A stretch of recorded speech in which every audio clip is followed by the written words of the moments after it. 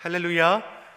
귀하고 복된 주일입니다. 우리 각 가정에서 온라인 예배를 드리는 우리 심령과 가정뿐만 아니라 또 성전 예배로 나오신 성도님들의 그 심령과 가정 가운데도 하나님의 은혜와 평강이 충만할 줄 믿습니다. 우리가 지난 주일부터는 1부, 2부, 3부 주일 예배로 드리고 있습니다. 형편에 맞는 그 시간에 우리 가정에서도 온라인 예배로 맞춰서 드리시고, 또 성전 예배 드리기를 원하시는 분들은 그 시간에 따라서 마스크를 꼭 착용하시고 안전 수칙을 따라서 예배 드리시면 되겠습니다. 이제 코로나19가 이제 2달이 좀 되었잖아요. 마스크를 쓰고 예배 드리는 것이 이제 어색하지가 않게 되었습니다. 오히려 이제 마스크를 안 쓰고 있으면 왜 안 쓰셨을까, 이런 생각이 들지 않으세요? 길을 다니더라도 마스크를 착용하는 게 이제 당연시 되어서 저 사람 마스크 안 쓴 것 봐, 이런 마음이 우리 안에 들지 않습니까? 아이들이 계약을 했습니다. 생전 들어보지도 못한 온라인 계약, 온라인 수업을 우리 자녀들이 받고 있습니다. 아유, 저희 아이들도 하고 있는데요, 속이 터집니다. 온라인 계약, 온라인 수업은 정말 부모된 입장으로서는 빨리 지나가야 할 것이지 이게 지속되어서는 안 될 것 같다는 생각이 들더라고요. 이 시기가 빨리 지나갈 수 있도록 여러분 기도해 주시기 바랍니다. 우리 본문으로 우리가 읽었잖아요. 모든 일에 기도와 간구로 아버지 하나님께 감사함으로 아뢰을 때 우리 삶의 자리를 우리 하나님께서 지켜주시고 안전하고 인도하실 믿습니다. 오늘 말씀의 제목도 그러하지 않습니까? 염려를 기도로 바꾸라. 우리 문제를 만날 때 우리는 염려하게 됩니다. 걱정하게 되죠. 염려와 걱정을 떠나서 살아갈 수 있는 사람이 누가 있겠습니까? 하지만 주님은 우리에게 뭘 말씀합니까? 염려의 문제를 이길 수 있는 방법을 우리에게 주시는데, 너희 삶의 자리에서 문제를 만날 때 염려하기보다는 기도하고, 문제에 매이기보다는 여호와 하나님을 바라볼 수 있는 그 신앙을 가지라는 겁니다. 사랑하는 성도 여러분, 저와 여러분의 그 신앙이 하나님을 온전히 바라볼 수 있는 굳건한 신앙이 되기를 간절히 소망합니다. 옆 사람에게 우리 이렇게 인사하겠습니다. 기도로 승리합시다. 기도로 승리합시다. 아멘. 다시 한번 이렇게 고백하겠습니다. 마음을 다해 예배합시다. 마음을 다해 예배합시다. 마음을 다해 예배하십시오. 가정에서 온라인 예배 드리는 것도 처음, 두 번, 세 번째는 옷도 좀 잘 입고 성경책도 챙기고 그렇게 예배 드리다가 이제 어떻게 됩니까? 슬슬 빠지게 되지 않습니까? 왜냐하면 우리가 이게 참 익숙해 적응하는 것 같아요. 그래서 우리가 속히 회복돼야 합니다.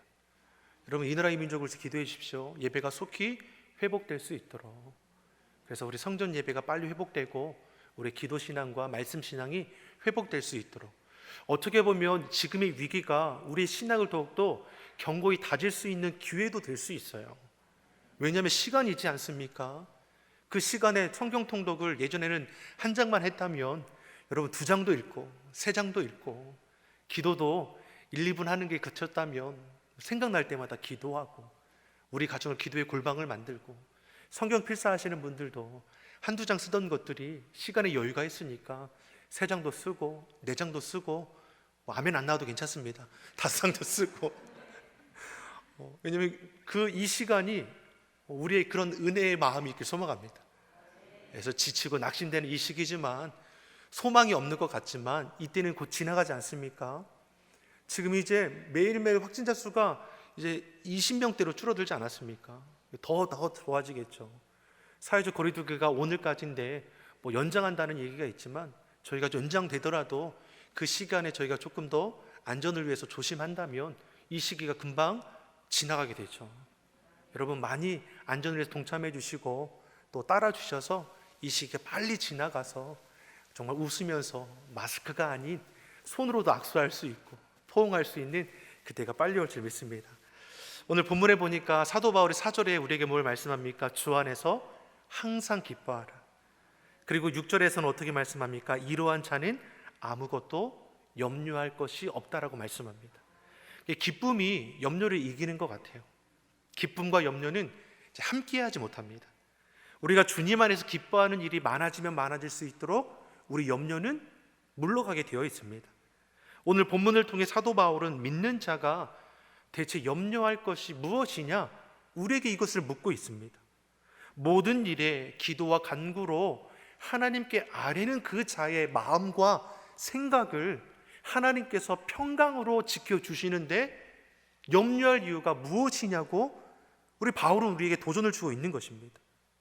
하나님은 결코 우리를 버려두지 아니하시고 우리의 간구의 소리에 응답하셔서 우리 삶을 지켜주시고 안전케 하시는데 기도할 수 있는 너희가 문제 앞에 염려할 이유가 무엇이냐고 말씀하는 것입니다. 물론 우리가 원하는 대로 하나님께서 즉각적으로 응답해 주지 않을 때도 있고 우리의 바람대로 되지 않을 때도 있지만 중요한 것은 하나님은 결코 우리를 버리지도 떠나지도 포기하지도 않으신다는 것입니다. 하나님은 신실하시고 온유하심이 영원하지 않으십니까? 그 인자하심이 영원하신 하나님께서 우리를 지켜주심을 믿습니다.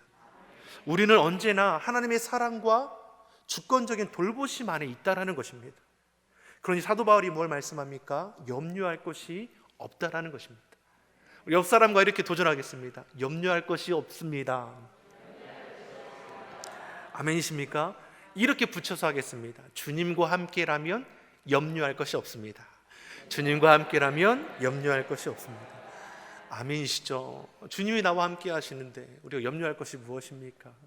염려가 되더라도 주님 부르짖고 기도하면 또 마음이 평안이 오지 않습니까? 이 평안이 짧으면 어떻게 합니까? 또 기도하면 되죠. 자꾸만 우리 삶의 자리를 주님 안에서 우리가 세워갈 수 있기를 소망합니다. 염려는 신앙생활하는 데 있어서 이제 방해의 요소밖에 안 되는 것 같아요. 또한 성숙한 성도로 나아갈 때 경계할 것이 또 염려와 걱정입니다. 왜냐하면 이 염려라는 이 감정이 결국은 믿지 못하는 불신에서 기인하고 있기 때문입니다. 그러기에 염려는 우리에게 아무런 도움이 되지 못하고 무엇보다 우리가 직면하는 문제가 염려한다고 해서 또 해결되는 것도 아니라는 것을 우리는 알아야 합니다. 그래서 예수님께서도 우리에게 무엇을 당부하십니까? 염려하지 말라라는 겁니다. 마태복음 6장 27절에 예수님께서 우리에게 이렇게 말씀하십니다. 우리 같이 읽어보겠습니다. 너희 중에 누가 염려함으로 그 키를 한 자나 더할 수 있느냐? 염려한다고 해서 너희 생명이 연장되겠느냐? 염려한다고 해서 너희 그 키가 한 자를 더할 수 있겠느냐? 결코 그러할 수 없다라는 겁니다. 염려는 너희에게 아무런 유익이 없음을 말씀하고 있습니다. 물론 염려하지 않는 것은 매우 힘든 일입니다. 예수님께서 말씀하신 것처럼 우리는 늘 무엇을 먹을까? 무엇을 입을까? 무엇을 마실까? 염려하며 살아갑니다. 이렇게 할까? 저럴까? 염려와 걱정들이 늘 순간순간 우리를 흔들어 놓습니다.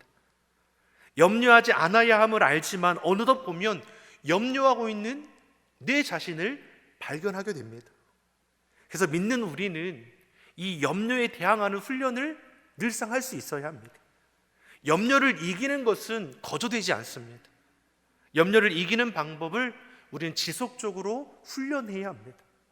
그러면 오늘 본문을 통해 사도 바울은 성숙한 성도로서 염려에 대해서 어떻게 대항하느냐? 첫 번째로 알라라는 것입니다. 무엇을 알아야 하느냐? 주께서 가까우시다라는 것을 알라는 것입니다. 본문 5절에서 뭘 말씀합니까? 주께서 가까우시다라는 것을 우리에게 지금 말씀하는 것입니다. 염려를 대항할 수 있는 첫 번째가 무엇입니까? 하나님은 먼 곳에 계신 분이 아니라 우리 곁에 계시는 분이고 우리 안에 계시는 분이십니다. 하나님은 지금도 우리 가운데 역사하시고 우리 삶을 돌보시고 우리 걸음걸음마다 인도하심을 믿습니다. 아멘이시죠? 주님이 어디 계십니까? 저 멀리 계시겠지요. 이게 아니라 내 안에 살아계십니다. 나와 함께 하십니다. 내 속에 역사하십니다. 믿음으로 선포하면 염려의 문제를 우리가 이겨나갈 수 있는 것입니다. 다윗이 시편에서 고백하는 것처럼 주께서 우리의 앉고 일어섬도 아시고 멀리서도 나의 생각을 익히 아시고 나의 모든 길과 눕는 것까지도 살피시는 분이 우리 하나님이라고 말씀합니다. 시편 139편 2절 3절 우리의 고백으로 한번 같이 읽어보겠습니다. 주께서 나의 앉고 일어섬을 아시며 나의 길과 눕는 것을 감찰하시며 모든 행위를 익히 아시오니 아멘. 이처럼 우리의 형편과 상황을 아시고 살피신 하나님이 우리 곁에 계심을 우리는 고백해야 합니다. 이 사실을 알면 우리가 문제 앞에 염려하기보다는 우리와 함께 하시는 우리 주님께 기도와 간구로 고백하는 것이 당연하게 되는 것입니다. 본문의 사도 바울은 우리에게 염려할 대신에 기도할 것을 거듭 말씀합니다. 우리 오늘 본문 6절의 말씀을 우리 한번 같이 읽어보겠습니다. 아무것도 염려하지 말고 모든 일에 기도와 간구로 너희 구할 것을 감사함으로 하나님께 아뢰라. 아멘. 믿는 우리가 무엇을 통해서 염려를 이길 수 있습니까? 기도를 통해서 이길 수 있습니다. 기도의 믿음의 기도에는 역사하는 힘이 많다라고 했습니다. 사랑하는 성도 여러분, 우리가 3월과 4월은 나라와 민족을 위해 기도하고 있습니다. 속히 이 코로나 전염병이 지나갈 수 있도록 마음 모아 기도하기를 우리가 강구합니다. 여러분, 믿음의 기도는 역사하는 힘이 크다라고 했습니다. 저는 우리나라 이 민족을 지금 하나님께서 지켜주심을 믿습니다. 요동치는 많은 어둠의 세력들을 우리 주님께서 안전하게 지켜주시고 떠나가게 하심을 믿습니다. 그 이유가 우리 믿는 자들의 기도, 저와 여러분의 기도로 그것이 속히 지나가고 또 인내하고 또 회복하게 됨을 믿습니다. 정확히 표현하면 무엇이냐면, 기도를 통해 우리는 염려를 이기지만 정확하게 표현하면 무엇입니까? 기도를 통해 우리의 염려를 하나님께 맡긴다라는 것입니다. 믿는 우리는 기도를 통해서 염려를 하나님께 맡길 수 있습니다. 겟세마네 동산에서 예수님이 하신 기도를 보면 우리 기도와 간구에 그 힘이 어디 있는지를 우리도 알 수 있습니다. 예수님께서 겟세마네 동산에서 기도하시다가 이제 그 이후에 어떻게 되십니까? 체포를 당하시고 채찍이 맞으시고 침뱉음과 조롱당함과 십자가에 못 박혀 죽게 되시는 일을 예수님께서는 알고 계십니다. 그러기에 겟세마네 동산에서 땀방울이 핏방울이 되도록 힘써 기도하신 것입니다. 왜 그렇습니까? 육신을 가지셨기 때문에 예수님 또한 우리처럼 육신의 죽음에 대한 두려움이 있었다라는 것입니다. 그럼 예수님께서 어떻게 기도하십니까? 내 아버지여, 만일 할만하시거든 이 잔을 내게서 지나가게 하옵소서. 고통의 문제를 피하고 싶은 육신의 약함이 예수님께서도 있었다는 것입니다. 근데 예수님의 기도는 이 이후로도 어떻게 이어집니까? 나의 원대로 마옵시고 아버지의 원대로 하옵소서. 예수님께서 육신의 고난의 문제를 어떻게 하셨습니까? 아버지께 맡기셨습니다. 하나님께 염려를 맡김으로써 염려하지 말라는 그 말씀에 순종하여 십자가의 길을 걸어갈 수 있었습니다. 그리고 그 염려의 문제를 맡기고 나서 어떻습니까? 죽음으로 끝나신 것이 아니라 3일 만에 부활하심을 통하여 영원한 승리를 우리 가운데 보여주셨습니다. 즉 기도와 간구로 염려의 문제를 대항할 수 있음을 우리 예수님께서는 보여주신 것입니다. 기도와 간구를 능히 이길 수 있습니다. 기도와 간구로 능히 이겨낼 수 있습니다. 옆 사람에게 이렇게 선포하겠습니다. 기도로 이길 수 있습니다. 아멘이시죠? 염려의 문제를 주님의 이름으로 선포하셔서 물리치는 저와 여러분이 되기를 간절히 소망합니다. 저와 여러분이 삶의 자리에서 만나는 염려의 짐을 하나님께 기도와 간구로 맡기는 성숙한 성도의 모습을 보일 수 있길 바랍니다. 우리는 삶의 자리에서 만나는 염려의 문제를 방치하거나 아니면 염려에 빠져 살 때가 너무나 많이 있습니다. 염려의 문제를 방치하고 염려에 빠지게 되면 당연히 그 염려로 인해서 우리 안에 뭐가 일어납니까? 불평하는 마음, 원망하는 마음이 일어나게 되어 있습니다. 그러기에 우리가 기도를 한다고 하지만 우리의 기도의 모습이 어떻습니까? 문제 앞에 하나님 어떻게 저에게 이럴 수 있으십니까? 하나님 저에게 이런 어려움이 왜 있습니까? 주님을 선신하고 수고하지 않습니까? 그럼에도 이러한 삶의 문제가 왜 나에게 닥치는 것입니까? 이런 불평과 원망의 모습이 우리 안에 기도로 표출될 때가 있다라는 것입니다. 근데 오늘 본문 우리에게 뭘 말씀합니까? 모든 일에 기도와 간구로 하나님께 나아가되 감사함으로 기도하는 자가 되라고 말씀하는 것입니다.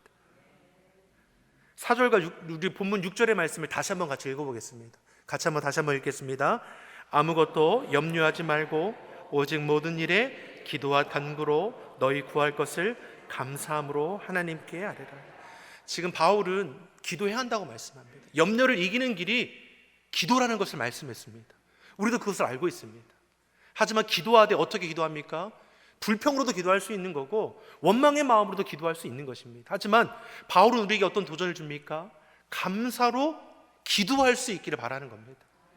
문제 앞에서 감사로 기도할 수 있으십니까? 힘들죠. 하지만 사도 바울이 문제 앞에서 감사로 기도하라는 것은 무엇입니까? 하나님이 어떠한 분인지를 분명히 안다면 문제 앞에서도 감사로 기도할 수 있다라는 것입니다. 하나님을 하나님 되심으로 인정하면 우리 삶에 만나는 어려움의 문제가 끝이 아니라 과정임을 우리가 깨닫게 된다면 그 어려움의 자리에서 감사함으로 회복시키실 그 하나님의 은혜와 사랑을 우리가 기도할 수 있는 것입니다. 그래서 사도 바울이 뭘 말씀합니까?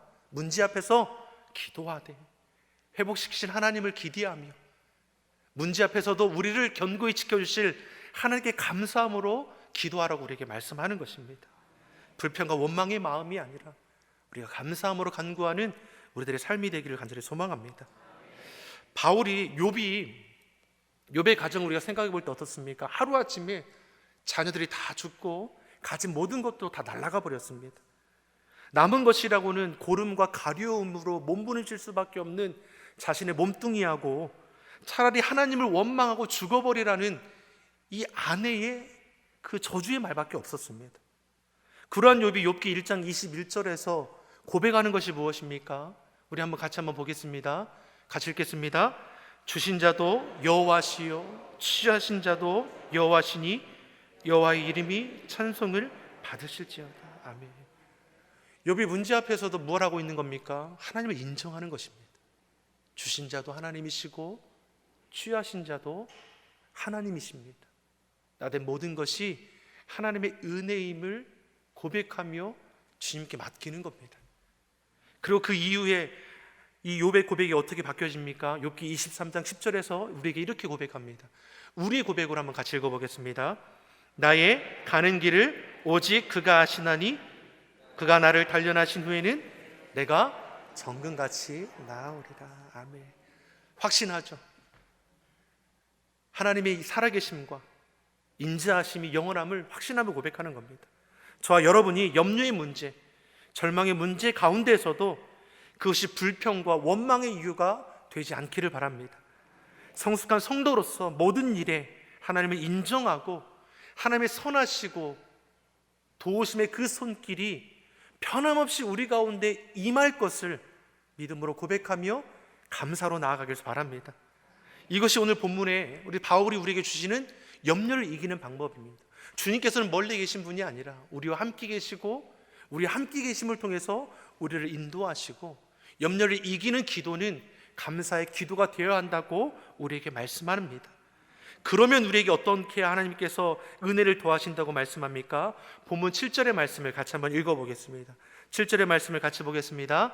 그리하면 모든 지각에 뛰어난 하나님의 평강이 그리스도 예수 안에서 너희 마음과 생각을 지키시니라. 아멘. 사랑하는 성도 여러분, 염려하지 않고 기도로 나아가는 주의 자녀들 가운데, 하나님께 염려의 문제를 맡기는 주의 자녀들 가운데 그 생각도 그 마음도 하나님 평강으로 채워주신다라고 우리에게 말씀합니다. 세상이 줄 수 없는 하나님의 놀라운 평안이 우리 마음과 생각을 지켜주신다는 겁니다. 무엇이 우리 삶을 지켜줄 수 있는 것입니까? 내 수고한 노력도 한계가 있지 않습니까? 여러분, 내가 열심히 내지만 하나님께서 나의 열심 가운데 응답해 주시니 내가 열심을 내는 그 결실을 우리가 거두며 나아갈 수 있는 것입니다.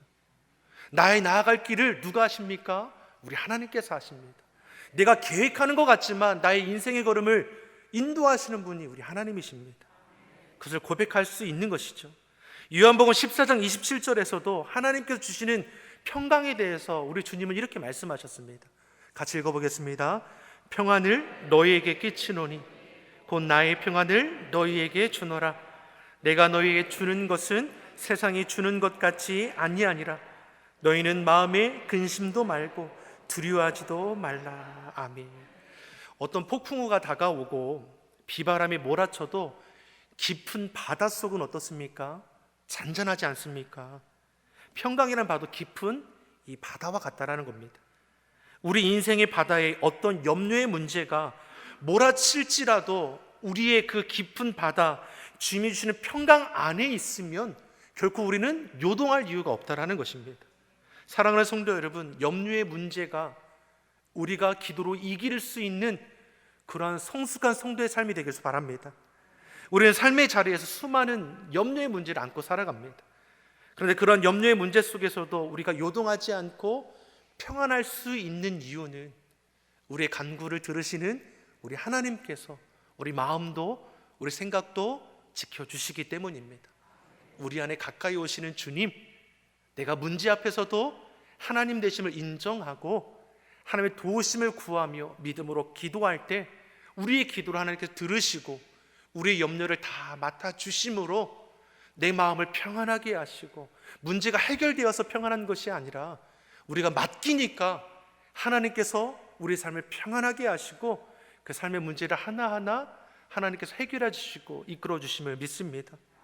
염려에 매이지 않고 근심의 문제에 묶이지 않고 세상의 모든 묶임에서 자유해지는 은혜가 저 여러분의 삶의 자리에 있길 간절히 소망합니다.